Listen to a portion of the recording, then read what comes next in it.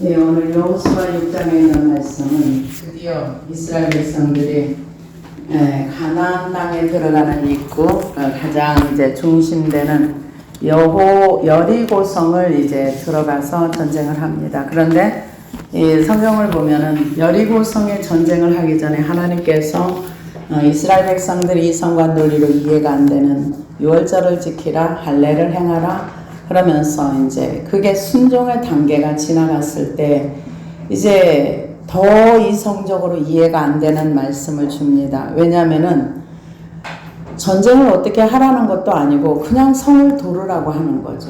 이 성과 논리는 하나님의 말씀이 이해가 되어질 수가 없는 겁니다. 그래서 1절은 하나님께서 여리고 상태를 얘기를 해줍니다. 여리고는 이제 5장 1절에서도 이렇게 사람들이 너무 이제 질려버려가지고 이스라엘 백성들이 요단강을 건넜다는, 마른 땅으로 건넜다는 그 사실 하나에 마음이 완전히 무너져가지고 더 이상 뭐 어떻게 할 수 있는 에너지가 없는 거죠. 그런데 이제 그 상태로 이제 계속 있는 거죠. 이스라엘 자손들로 말미암아 여리고는 굳게 닫혔고 출입하는 자가 없더라. 그래서 여호수아 전체를 보면은 1장에서 5장까지는 정복, 정착, 전쟁을 위한 이스라엘의 사전 준비 과정이었다면은 이제 6장부터 11장까지 이스라엘의 가나안 중부 지역을 점령하는 거가 6장에서 8장까지 나옵니다. 그 다음에 9장에서 10장까지는 남부 지역이 나오고요. 그 다음에 11장에서는 북부를 차례로 정복하는 그 과정을 얘기해 주고 있습니다. 그래서 그 이스라엘 백성들이 이 요단강을 건너기 전부터 하나님께서 이미 너희에게 이 땅을 줬다 이렇게 얘기를 합니다. 그래서 여리고라는 그 단어의 뜻은 텔 에스 술탄이라는 곳으로 일종의 구릉지대인데요. 가나안 중앙에 위치해 있기 때문에 이스라엘 민족이 가나안을 정복하기 위해서는 반드시 그는 정복해야만 할 요충지였고요.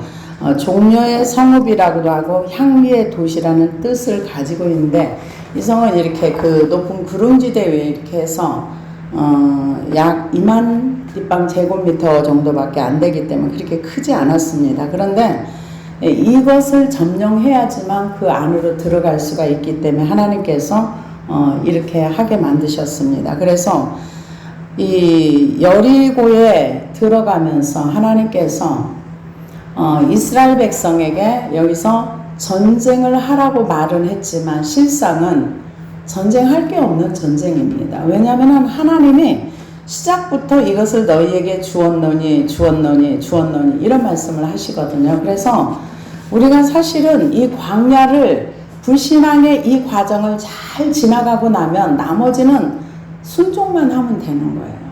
나머지는 하나님이 하시는 거예요.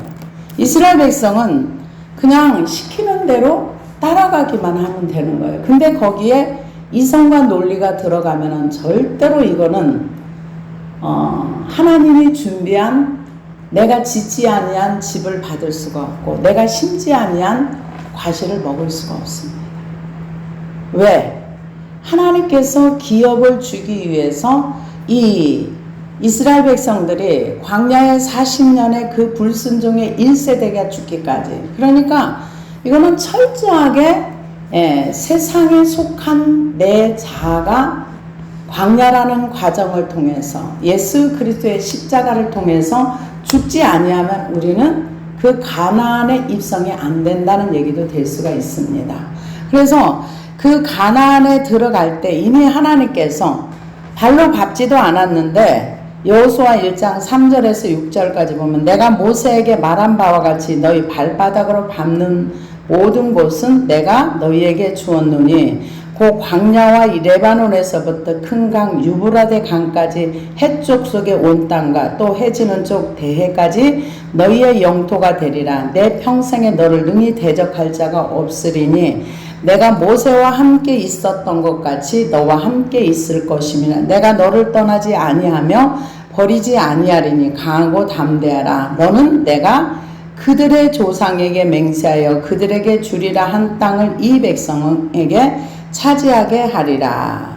그래서 이 성이 굉장히 견고한 성인데요. 하나님께서 이 성을 준다고 이렇게 얘기를 했습니다. 그래서 이스라엘 백성들이 이미 여리고 앞에까지 왔을 때 이 사람들은 그냥 아예 문을 꽁꽁 닫아놓고 이 두꺼운 성벽을 너네들이 어떻게 넘어갈 수 없어. 근데 어느 날 보니까 얘네들이 성벽 주위를 돌아. 그러면은 하나님이 일하지 않았으면 이 사람들은 몰살을 합니다. 왜냐하면 성벽 위에 집을 지을 수 있을 정도가 됐으니까 그 위에서 불화살을 쏘거나 화살을 쐈다면 전멸되는 거예요. 근데 그것까지 하나님 하신 거예요.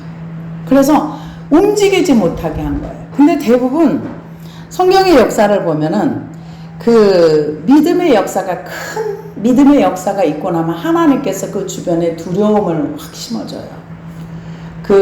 히스기야도 18만 5천 명이 이렇게 하나님의 능력으로 싹 전멸되고 나니까 그 주변 나라에서 감히 이스라엘을 넘보지 못하는. 그러니까 우리가 한 번의 순종과 한 번의 어떤 믿음의 그 관문을 통과하고 나면은 그거는 쉽다는 얘기예요. 근데 그 한 번의 관문이 순종이 어려운 거죠. 왜냐하면은 이 순종이라는 거는 나의 이성과 나의 논리와 나의 상황을 내가 하나님 앞에 자꾸 얘기하다 보면은 하나님이 끌고 갈 수가 없는 거예요. 그냥 말씀하시면 돼. 이게 돼야 되는 거죠. 그래서 이미 이 5장 1절에도 있지만 마음이 녹았고 정신이 잃을 정도로 완전히 공포 속에 사로잡혀 있기 때문에 앞에서 이렇게 왔다 갔다 하는데도 거기 올라가서 불화살을 쏠 만한 이 힘이 없는 거예요. 완전히 손발에 맥이 다 풀려가지고 아무것도 할 수 없는. 이미 전쟁에는 이 여리고 백성은 진 거예요. 근데 여호와께서 여호수아에게 이르시되 보라 내가 여리고와 그 왕과 용사들을 내 손에 넘겨주었으니 아직 전쟁 안 했거든요. 근데 하나님은 이미 넘겨줬대요. 근데 이거를 우리가 기도하다 보면 다윗이 이것을 참 많이 그 과정을 지나갔어요. 아무것도 받은 게 없는데 다윗은 기도하다 보면 이미 다 승리했어. 기도로 승리했어. 그럼 현실로 승리가 옵니다. 그래서 하나님께서 내 손에 넘겨주었으니 아직 여리고 문 열지도 않았고 여리고 앞에 들어가지도 않았어요. 그런데 이미 하나님께서 줬다는 거예요. 왜? 하나님이 주시려고 작정을 하셨으니까. 너희 모든 군사는 그 성을 둘러 성 주위를 매일 한 번씩 돌되 엿새 동안 그리하라. 이게 하나님의 명령입니다. 제사장 7은 7 양각 나팔을 잡고 언약궤 앞에서 나아갈 것이요 7째 날에는 그 성을 7번 돌며 그 제사장들은 나팔을 불 것이며 제사장들이 양각 나팔을 길게 불어 그 나팔 소리가 너희에게 들릴 때에는 백성은 다 큰 소리로 외쳐 부를 것이라. 그리하면 그 성벽이 무너져 내리리니 백성은 각기 앞으로 올라갈지니라 하시매. 이게 하나님의 명령입니다. 그래 하시매 눈의 아들 여호수아가 제사장들을 불러 그들에게 이르되 너희는 언약궤를 메고 제일 먼저 말씀을 어깨에 맵니다. 그 다음에 언약궤를 메고 제사장 7은 양각 나팔을 7을 잡고 제사장 7명을 선택을 했어요. 그래가지고 7명에게 양각 나팔을 가져오라고 얘기했습니다. 그래서 성경에서 7이라는 숫자가 참 많이 나옵니다. 7일 7번을 돌아야 하고 7일의 기간이 있고 그래서 성경에서 7이라는 숫자를 얘기할 때 완전한 것을 얘기합니다. 그래서 완전을 상징하고 7바퀴는 양적인 완전을 상징하기 위한 겁니다. 그리고 우리가 하나님 앞에 나아가서 얘기할 때 완전한 하나님 앞에 온전한 헌신과 완전하게 드려야 할 것을 드리라는 거죠. 그래서 길게 울려 불어서 기쁨의 나팔을 길게 뿜어내는 것을 말합니다. 그래서 이 나팔 소리는 이중적인 역할을 하는데요. 빗장까지 걸어 잠그고 있는 여리고 백성들에게는 굉장히 두려움의 나팔인데 이스라엘 백성들에게는 승리의 나팔이 되는 것입니다. 그래서 여기서 큰 소리로 외쳐 부를 것이라. 그런데 큰 소리는 테루아라는 그 히브리어 뜻인데 함성을 뜻하며 외쳐 부를 때 루아, 그 귀가 먹을 정도로 아주 큰 소리로 소리를 지르라 그럴 때 이제 그렇게 하라는 거죠. 그런데 이 이스라엘 백성들은 이제 그 내용을 가지고 이제 준비를 합니다. 그래서 성벽이 무너지기 전에 이제 언약궤를 베고 매일 한 바퀴씩 돌으라고 얘기를 했습니다. 그래서 이제 6절에 보니까 눈의 아들 여호수아가 제사장들을 불러 그들에게 이르되 너희는 언약궤를 메고 제사장 7은 양강 나팔 7을 잡고 여호와의 궤 앞에서 나가라 하고 또 백성에게 이르되 나가서 그 성을 돌되 무장한 자들이 여호와의 궤 앞에서 나갈지니라. 그러니까 누구는 가고 누구는 안 가는 게 아니라 백성들도 다 가는 거예요. 전쟁에 다 동참을 하는데 근데 맨 앞장서는 사람이 누군가? 여호와의 궤를 맨 사람, 그리고 나팔 부는 사람. 이 나팔은 수양의 뿔인데 수양의 뿔이 이렇게 꼬부라져 가지고 꽤 길더라고요. 이걸 뚜뚜 이렇게 불더라고요. 그는 그 양각 나팔이라고. 이스라엘 백성들은 그 수양의 뿔이 이렇게 약간 꼬인 게 있는데 이렇게 굉장히 크더라고요. 그걸 이제 잘라서 나팔로 사용을 하는데 그것을 불라고 했습니다. 7명의 제사장들이 7 나팔을 가지고 이 궤 앞에서 나아가고 그리고 이제 8절에 보니까 여호수아가 백성에게 이르기를 마침에 제사장 7은 양각 나팔 7을 잡고 여호와 앞에서 나아가며 나팔을 불고 그러니까 7명의 제사장들이 나팔을 뚜뚜 하면서 불고 나가고 그 뒤에 언약궤를 맨 제사장들이 그 뒤를 따르고 그 다음에 무장한 자들이 나팔 부는 제사장들 앞에서 행진하며 후군은 궤 뒤를 따르고 제사장들은 나팔을 불며 행진하더라. 여호수아가 백성에게 명령하여 이르되 너희는 외치지 말며 너희 음성을 들리게 하지 말며 너희 입에서 아무 말도 내지 말라. 그리하다가 내가 너희에게 명령하여 외치라 하는 날에 외칠지니라 하고. 근데 여기에 보면은 평상시에는 입 딱 다물으라 그랬어요. 아무 말도 하지 마라. 성을 한 바퀴 돌 때는 한마디로 말하면 잡담도 하지 말고 쓸데없는 소리도 하지 말고 이 주로 많이 할 수 있는 말이 우리가 상식적으로 생각하면 아유 이 궤를 돈다고 이 성을 우리가 지금 돈다 그래서 무슨 일이 일어나겠어? 이런 쓸데없는 말 하지 말라는 거죠. 내가 지금 하는 일이 뭐 하나님 일에 뭐 도움이 되겠어? 이 성을 돈다고 뭔 일이 일어나겠어? 아유 저 여호수아가 제대로 하긴 하는지는 몰라. 여호수아가 저 엉뚱한 소리 듣고 우리를 가서 연맥이는 거 아니야? 이런 생각이 들어갔다 하면은 완전히 이거는 안 되는 거죠.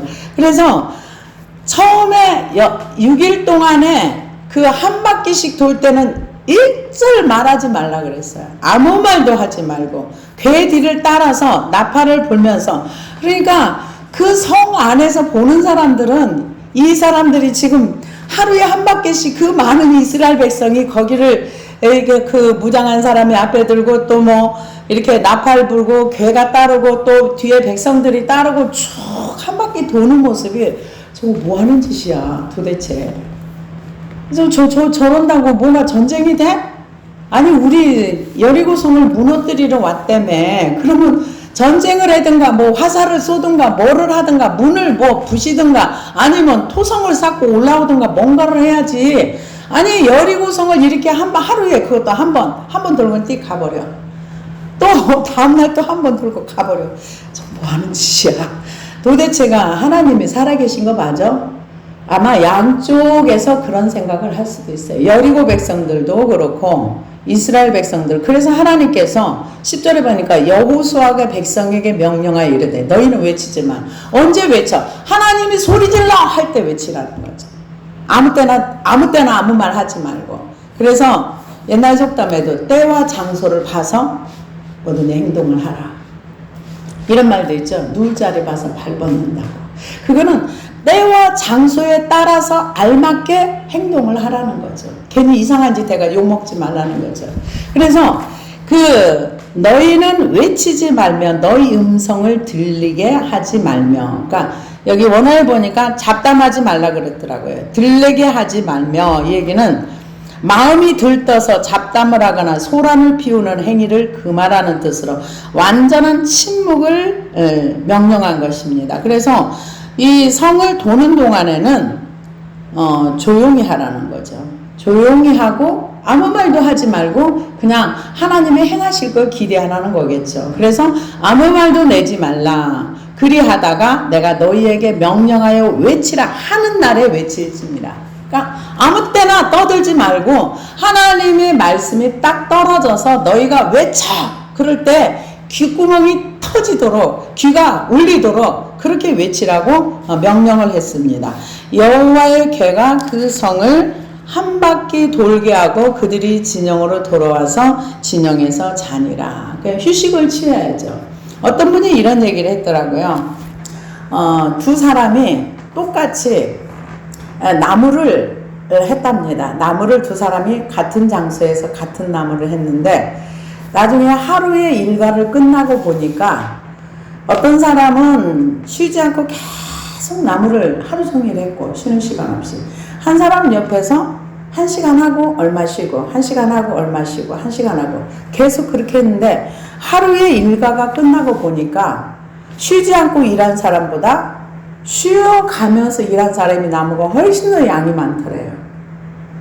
그러니까 이 쉬지 않고 일한 사람은 마음이 항상 일에 매몰돼가지고 분주해가지고 능률이 아르는 의무와 책임으로 계속 하는 거고, 이쪽에 있는 사람은 그 쉬는 시간에 도끼를 갈면서 어떻게 하면 더 많이, 어떻게 하면 이런 생각을 하면서 도끼날을 예민하게 하니까, 예리하게 하니까 나중에 결과물을 놓고 보니까 너무 차이가 나더라. 이 얘기를 제가 봤습니다. 그런데 하나님께서 한꺼번에 그냥 야 하루에 7바퀴 돌고서 소리 질러 하면 끝날 텐데 하나님이 그렇게 안 하신 거예요.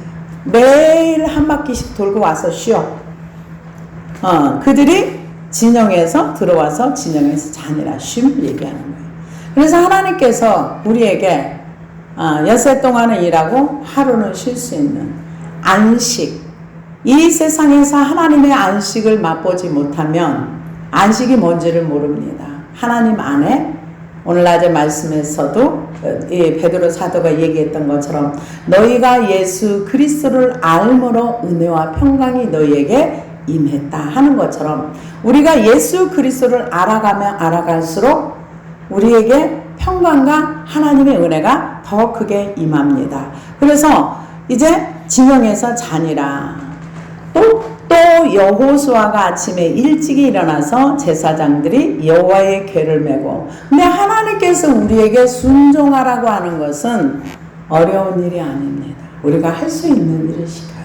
근데 이성과 논리로는 좀 이해가 안 될 수 있어요. 왜냐하면은 이 아침에 일찍 일어나서 이 제사장들이 여호와의 궤를 메고 제사장 7은 7 양각 7 나팔을 잡고 여호와의 궤 앞에서 계속 행진하며 나팔을 불고 무장한 자들은 그 앞에서 행진하며 후군은 여호와의 궤 뒤를 따르고 제사장들은 나팔을 불며 행진하니라. 이거 어려운 거 아니잖아요. 어려운 거 아닙니다. 근데 우리의 이성과 논리가 대입이 되면 어려워집니다. 이런다고 좋은 결과가 오겠어? 이렇게 되는 거죠. 그런데 우리가 이걸 신약에도 보면은 하나님이 예수님의 요한복음 2장에 보면 가나 혼인잔치에 포도주가 떨어졌다고 얘기했을 때 예수님한테 포도주가 떨어졌다고 얘기를 합니다. 그럴 때 예수님이 하인들에게 뭘 시켰습니까? 물 떠다 돌 항아리에 부어. 그거 얼마든지 할 수 있는 일이죠. 이거는 할 수 있어요. 물 떠다가 돌 항아리에 가득 채워. 이거는 해요. 왜? 맨날 하는 일이니까. 근데 그것을 떠다가 연회장에 주어. 그거는 의도 터질 각오가 돼야 되는 거죠. 이게 순종인 거죠. 순종이 어려운 건 아니에요. 신뢰만 가면. 근데 그 물떠온 하인들이 이제 욕 먹어도 뭐 내가 욕 한번 먹고 뭐 욕 먹으면 예수님이 욕 먹지, 떠다 시킨 사람이 욕 먹지, 내가 욕 먹어? 그건 주인 탓이지? 이러고 모든 책임을 주인께 다 이렇게 넘겨버렸으면 갈등이 없이 그냥 순종을 쉬었겠죠. 근데 이거 맹물이, 내가 분명히 맹물 떠다 놨는데 이거를 갖다가 도로 떠다 주면, 야 이 새끼야 내 포도주 갖고 오라 그랬지, 언제 나보고 맹물 갖다 주라 그래서 나 놀리는 거야? 이러면은 그냥 얻어맞을 수도 있는 거죠. 근데 저는요 시키는 대로만 했거든요. 그럼 간단하거든요.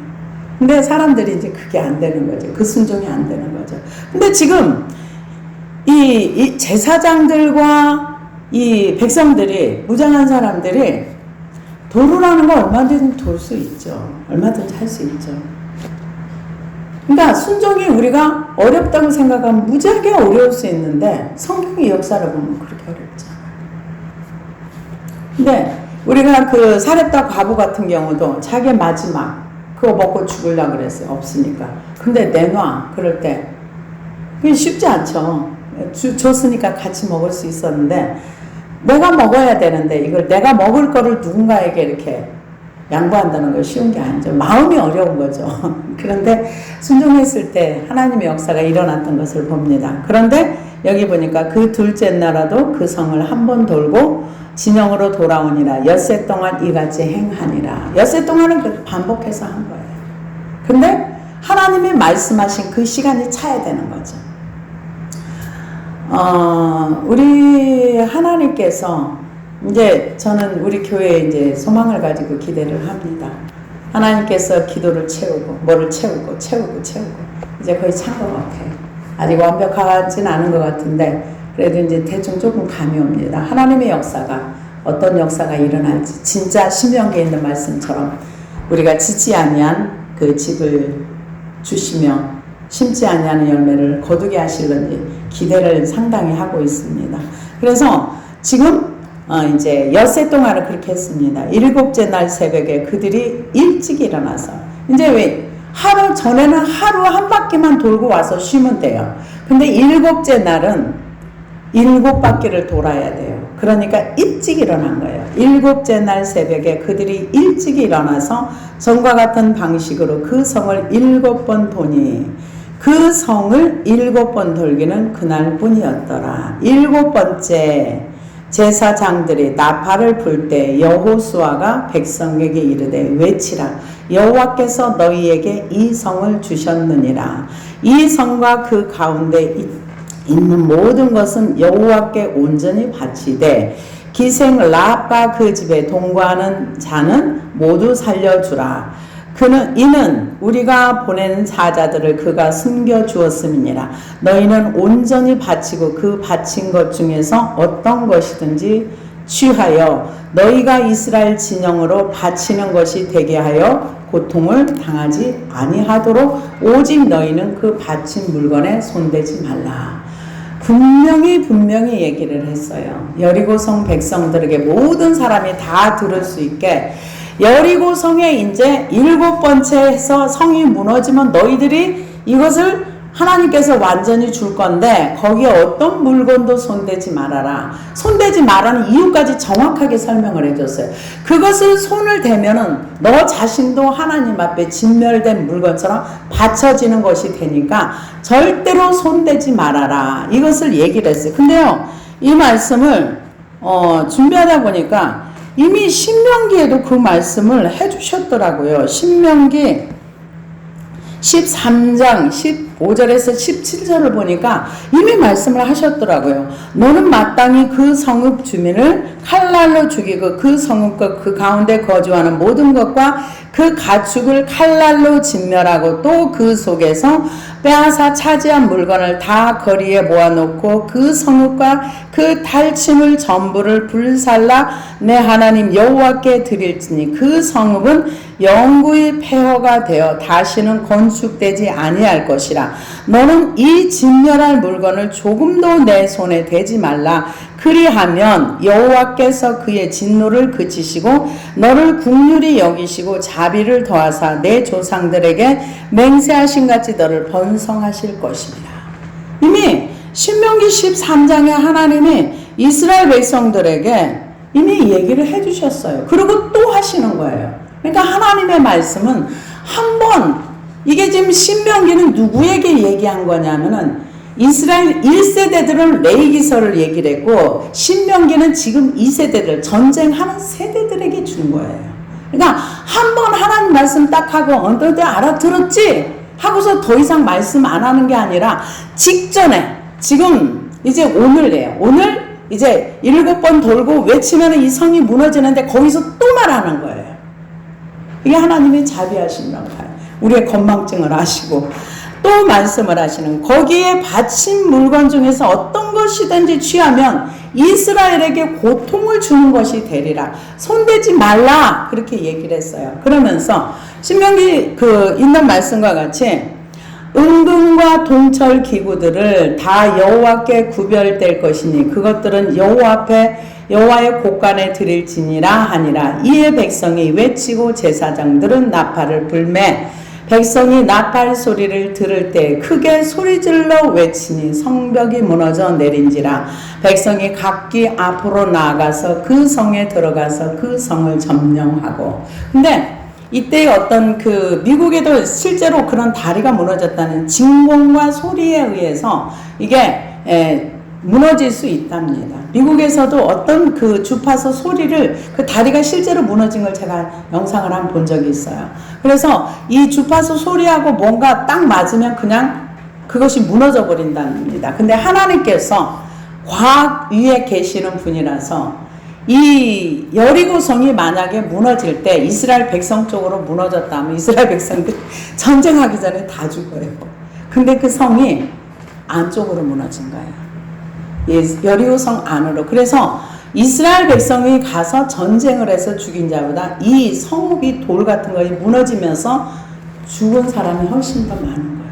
이미 지진으로 이 성벽이 무너지고 성이 무너져가지고 사람들이 죽고 막 그런 아수라장인 상태에서 칼날을 가지고 그때 들어가서 전쟁, 그때 들어가서 죽. 이미 이 사람들은 항거할 힘도 없는 거예요. 이미 마음이 녹아버렸고 이미 사지가 힘이 다 풀려가지고 싸울 힘도 없는데 지진과 이게 나가지고 다 무너져 버리니까 이거 뭐 백전백승한 거죠. 그래서 그 성 안에 있는 모든 것을, 그 성을 점령하고 그 성 안에 있는 모든 것을 온전히 바치되 남녀노소와 소와 양과 나귀를 칼날로 멸하니라. 여호수아가 그 땅을 점령한 두 사람에게 이르되 그 기생의 집에 들어가서 너희가 그 여인에게 맹세한 대로 그와 그에게 속한 모든 것을 이끌어내라 하매 정탐한 젊은이들이 들어가서 라합과 그의 부모와 그의 형제와 그에게 속한 모든 것을 이끌어내고 또 그의 친족도 다 이끌어내어 그들을 이스라엘 진영 밖에 두고. 그러니까 이 하나님의 약속을 이행하고 순종하는 데는 별로 어려움이 없어요. 그래서 앞으로 하나님께서 이제 행하실 일을 우리가 바라볼 때 과연 이제 우리에게 대부흥의 시기를 한번 준다면 환경적으로 우리에게 보여지는 게 있을 것이고, 만약에 대부흥의 주수가 예언자들의 말처럼 그게 만약에 없다면은 저는 있기를 소원합니다. 없다면은 이대로 집중해서 계속 가다 보면 빠른 시간 안에 아마 세계 단일 정부가 세워지지 않을까. 근데 이제 저는 전자를 기대합니다. 하나님께서 일할 수 있는 기회를 제발 한번 주셔서 일 좀 하고 아버지 나라에 가기를 소망하는 마음이 저에게는 굉장히 많습니다. 그래서 지금 이 라합과 그의 가족들은 만약에 이 여리고성이 망한다고 믿는 사람이라면 사돈의 8종까지 다 모였을 거예요. 그곳에. 왜냐하면 그에게 속한 사람들 그 라합의 집에 모이라 했거든요. 실제로 이스라엘 백성들이 그 앞에서 하루에 한 번씩 나중에 이제 그 돈을 보니까 이제 이 성이 어떻게 되겠구나. 라합이 이제 알았겠죠. 그래서 어떤 사인이 없었어도 매일 와서 그곳에 모여 있었겠죠. 그랬는데 이제 이스라엘 성읍이 다 무너질 때 하나님이 이들은 살려준 거예요. 그래서 살려줘서 이들을 이스라엘 가운데 둔 게 아니라 밖에, 이스라엘 진영 밖에 뒀어요. 밖에 두고 이제 정결례를 행하고 난 다음에 들어올 수 있게 해줬겠죠. 그래서 무리가 그 성과 그 가운데 있는 모든 것을 불러 사르고 은금과 동철 기구는 여호와의 집 곳간에 두었더라. 여호수아가 기생을 라합과 그의 아버지의 가족과 그에게 속한 모든 것을 살렸으므로 그가 오늘까지 이스라엘 중에 거주하였으니 이는 여호수아가 여리고를 정탐하려고 보낸 사자들을 숨겼음이었더라. 목숨과 목숨을 바꾼 거죠. 기생 라합도 이 사람들을 숨기기 위해 자기 목을 내놨고 이 사람들도 또한 그대로 그것을 약속대로 지켰고 그래서 이제 살려줬습니다. 그래서 여호수아가 그때 맹세하게 하여 이르되 누구든지 일어나서 이 여리고 성을 건축하는 자는 여호와 앞에서 저주를 받을 것이라. 그 기초를 쌓을 때 그의 맏아들을 잃을 것이요 그 문을 세울 때 그의 막내 아들을 잃으리라 하였더라. 이렇게 그 여리고 성을 저주를 했습니다. 저주를 하면서 그래서 건축하지 말라고 얘기를 한 거예요. 그런데 이 건축한 것을 이 말씀을 몇 년 동안 지켰냐? 이스라엘 백성이 500년 동안 지켰어요. 건축을 안 했어요. 여리고성을 건축을 안 했어요. 그런데 아합 때 이 여리고성을 건축을 했습니다. 열왕기상 16장 34절에 보니까 그 아합 때까지는 이 건축이 안 됐습니다. 그런데 그 시대에 베델 사람 히엘이 여리고를 건축하였는데 그가 그 터를 쌓을 때 맏아들 아비람을 잃었고 그 성문을 세울 때 막내 아들 수굽을 잃었으니 여호와께서 눈의 아들 여호수아를 통하여 하신 말씀과 같이 되었더라. 참 두려운 얘기죠. 하나님의 말씀은 우리가 믿거나 안 믿거나 우리가 신뢰하거나 신뢰하지 않거나 살아있는 말씀입니다. 그래서 마태복음 5장 18절에도 보면은 진실로 너희에게 이르노니 천지가 없어지기 전에는 이 율법의 1.1획도 결코 없어지지 아니하리라. 다 이루리라. 하나님께서 하나님이 하신 말씀들은 다 이루어지는 겁니다. 그래서 사람들이 예수님의 재림에 대해서 지금 안 믿는 분들이 훨씬 많습니다. 그 성경을 이렇게 요한계시록을 해석한 사람들 이렇게 보다 보면은 아예 이 시대에 지금 예수님이 온다고 말하는 사람들은 성경을 잘못 해석하는 사람들이다. 시대를 분별하라. 아직도 이 세계는 몇백 년, 몇천 년이 더 갈 것이다. 이렇게 말하는 분들도 많습니다. 그런데 우리가 그 성경과 시대의 흐름을 바라보면서 그래서 칼빈 선생님이 그랬나요? 누가 그랬나요? 성경과 신문을 보면서 시대가 어떻게 흘러가는 것을 성경과 이걸 보면서 시대의 흐름을 분별하라 그렇게 얘기를 했는데 지금 이 시대의 흐름 속에서는 주님의 오심이 가까이 들려집니다. 왜냐하면은 이 재난의 마태복음 24장에 보면 재난의 시작이라 그랬는데 처처의 기근과 지진과 이런 것들이 일어나고 전염병 얘기를 하는구나. 근데 지금 전 세계적으로 제가 지금 70년은 좀 못 살았는데요. 이때까지 여름에 우박이 온 거는 금년에 처음이에요. 여름에 우박이 오고 계란보다 더 큰 우박이 떨어지고 특별히 저쪽에 북쪽 지역에 이렇게 온도가 올라가고 이런 일은 처음입니다. 어쨌든 이런 일들이 일어나면 재난의 시작이라 그랬으니까 이제 시작됐다는 거죠. 그러면 이제 앞으로의 우리의 삶이 어떤 삶이 우리 앞에 펼쳐질지 아무도 알지 못합니다. 그러나 성경에 기록된 말씀들은 그대로 이루어진다는 것을 저는 확신을 합니다. 그래서 이 실제로 저주를 했는데 500년 동안 그 여리고성을 건축을 안 했는데 아합 시대에 오면은 사람들이 하나님을 멸시합니다. 우상을 숭배합니다. 그러면서 이 그 말씀대로 맏아들을 잃고 막내 아들을 잃습니다. 27절에 보니까 여호와께서 여호수아와 함께 하시니 여호수아의 소문이 그 온 땅에 퍼지니라.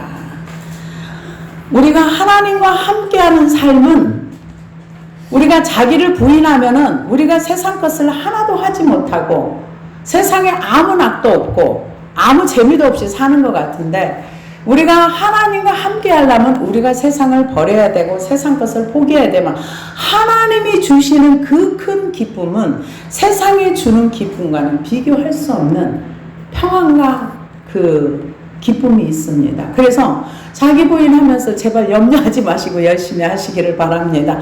하나님께로 오는 기쁨과 희락과 하나님이 주시는 평강은 세상의 그 어떤 것과도 비교할 수 없는 그런 기쁨이 있습니다. 그래서 우리의 존재가 어떤 존재가 중요하지 않아요. 내가 지식이 많은가, 내가 지식이 없는가, 내가 건강한가, 건강하지 않은가, 이거는 중요하지 않습니다. 나와 하나님이 함께 하는가. 여기 지금 여호와께서 여호수아와 함께 하시니, 동행을 얘기합니다. 저와 여러분은 동행하는 삶을 사시기를 원합니다. 그래서 함께 하시니 여호수아의 소문이 그 온 땅에 퍼지니라. 우리가 손명희 시인을 알고 있습니다. 그분은 정말 남이 갖지 못한 것을 가졌고, 그게 뭡니까? 눈에 보이는 남이 갖지 못한 것. 그분은 세상 사람이 기본적으로 누려야 할 거 아무것도 가진 게 없어요. 그런데 그분이 노래하기를 공평하신 하나님을 노래했어요. 저는 깜짝 놀랐었어요. 처음에 그것을, 그 노래를 들었을 때, 그러면서 그 이름 예수 비밀이 되었네. 그 어떤 그분이 지었던 찬양시든가 이런 걸 볼 때 정말 하나님의 은혜가 임하지 않으면, 하나님이 함께하지 않으면 할 수 없는 그런 내용들이 많이 나오는 걸 볼 수 있습니다. 그래서 여호수아와 모세와는 비교할 수 없는 사람입니다. 그럼에도 불구하고 여호수아와 하나님이 함께 하시니까 여호수아의 소문이 그 온 땅에 퍼지니라. 기도하시겠습니다.